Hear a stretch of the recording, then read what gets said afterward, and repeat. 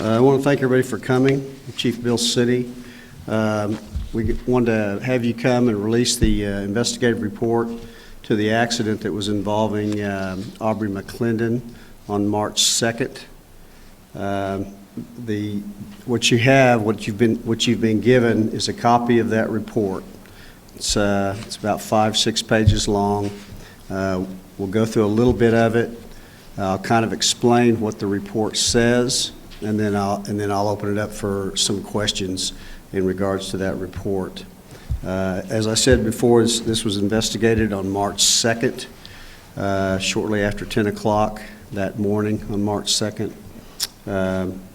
Our investigators found and identified Aubrey McClendon. He was positively identified through his dental records by the medical examiner several days after the accident.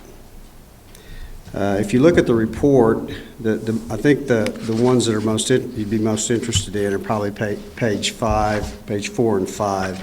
Page 4 is kind of going to give you a narrative of what the investigators has said happened exactly, and kind of give you some feet measurements. Lists the cause of the accident really was speed, excessive speed. I think the speed limit on that stretch of road is 50 miles per hour.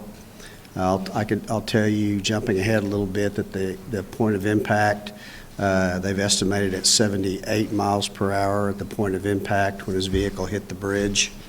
The vehicle was traveling, Aubrey McClendon's vehicle was traveling northbound on Midwest Boulevard, north from 122nd.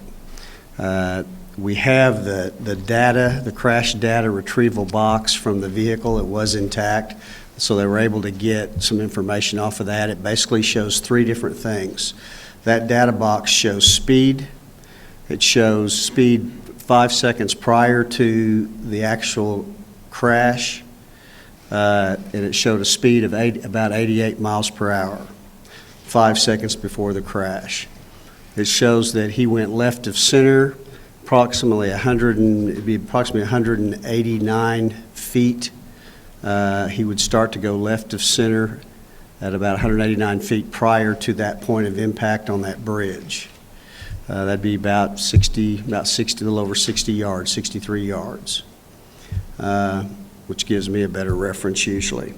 The speed, he maintained that speed. The data retrieval box showed that he maintained that speed of approximately 88, maximum of 89, between that 189 feet of crossing the center line to the point of impact.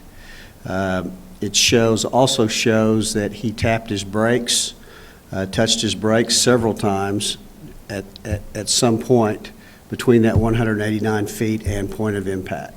Now, when I say that, and you look at your diagram, it also shows track marks on your diagram. Those track marks are not skid marks. Those track marks are what you and I would not be able to normally see or detect, but a trained investigator, traffic investigator can. So don't get confused on your diagram where it says track marks as skid marks. Basically, it's just wheel marks. At some point, though, between that time of 189 feet of crossing the center line and actually hitting the wall, he did brake several times, tapped his brakes several times. It was not, the box shows that he taps his brakes, but it's not enough to really consider breakage. It didn't really slow the vehicle down. As you can see, the vehicle maintained about 88 miles per hour through that whole episode, even when he was touching his brakes. He had a total of 3 wheels that eventually left the roadway as he went left before hitting impact, and then he actually completely let off the brake or didn't touch the brake about 31 feet prior to impacting the wall. So, you know, that box showed the speed. It showed he wasn't wearing his seatbelt. It shows that speed at 5 seconds out, ranging again from 88 miles per hour to the point of impact where it estimates at 78 miles per hour. Shows he wasn't wearing his seatbelt, and that's what that shows. Again, no significant skid marks, tire marks. as he went left of center. There are also marks, obviously, when he left the roadway in the soft soil, which may have had a tendency to slow the vehicle down some also. I'll open it up to questions. Were the brakes functioning? Yes, as far as we know, they were functioning. Some people have alleged this might have been a suicide. Do you guys have anything that indicates that? You know, we're not going to speculate because you just don't know. You don't know, one, what was going through his mind at the time. You don't know what was going on in the cabin of the vehicle. So we're not going to speculate. Basically, what you're getting today are the facts. There's a lot of things that could affect those things. You know, I mean, anything's possible. You don't rule it out, but we can't say it is either. So right now, the investigation is continuing. This is just part of the investigation. Right now, we have investigators that are going to be talking to people that trying to put the pieces together from maybe the night before till the time this happened to find out if there would have been any reason that he may have decided to take his own life. And then all that information will be handed over to the medical examiner's office, and the medical examiner will make that final determination. To be clear, the evidence that investigators saw is no real attempt at trying to break the vehicle before it hit the wall. There was no breakage. All I can say is there's no breakage. I mean, the actual data box shows that he touched his brakes. If you touch your brakes, your taillights are going to go on. Okay, but it does not show where there was actual hard depression of the brake where it actually would have caused the vehicle to slow. And that was indicated also in the speed. The speeds itself, the box shows that they didn't change till about 31 feet prior to impact, which would have been about a half a second. We know he was going fast 5 seconds before the crash, but is there any data that shows if he was speeding during his entire drive, or did he start speeding at that point? We don't have that. We do not have that information. We have what's off the data box.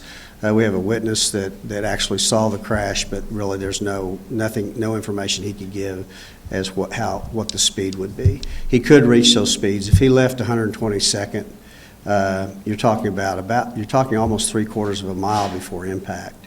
So there was plenty of time to get up to that speed after leaving the intersection at 122nd.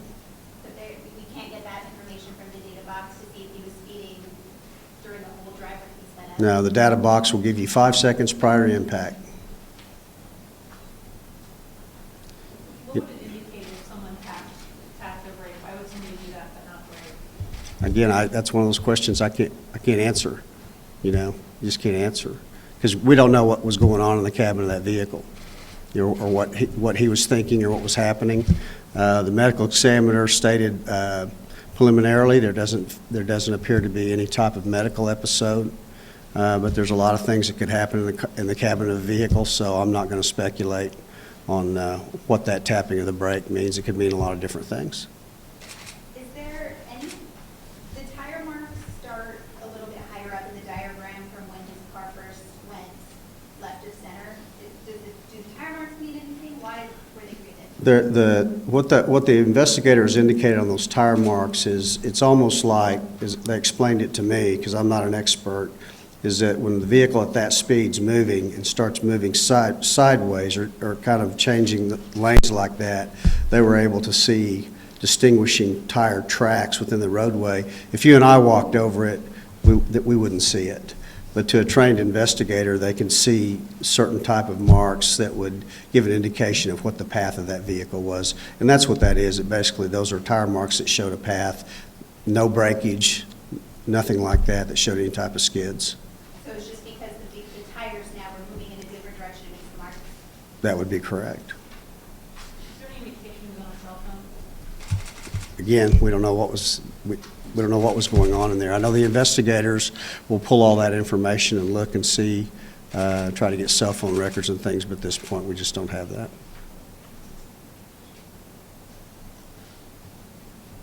Any further? Knowing exact numbers now, nothing really has changed since 2 weeks ago, right? This is what you guys thought you would find? Well, I mean, the details of how fast he was going, those types of things. Yeah, I mean, those things have changed. You don't know those things until after you are able to pull that data and do your measurements.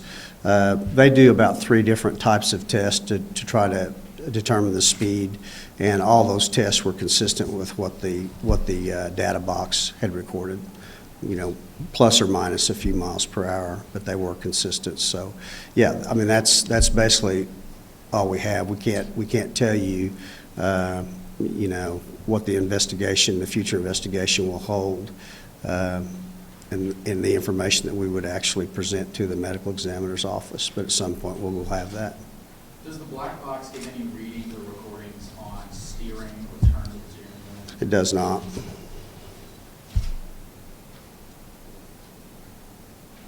Further questions? What's next for the investigation? Well, the investigators will try to contact family members. They'll talk to people at his work. You know, they'll talk to anybody that they feel may have spoken to him. They'll look at maybe some of his phone records, some of his cell phone records, those types of things. Try to determine who he might have talked to, or if he was talking to somebody while he was in the vehicle, those types of things. They'll just try to run all those leads down. The bottom line is it's just trying to get information from people that were around Mr. McClendon the night before and maybe the day of. Is there a timeline or an estimate as to when your investigation will be complete and turned over to the medical examiner? There is not a timeline. No, it's slowed down a little bit this week just because of spring break and people are out of town and they're gone, and some of the people I need to talk to, I know they're not able to talk to this week.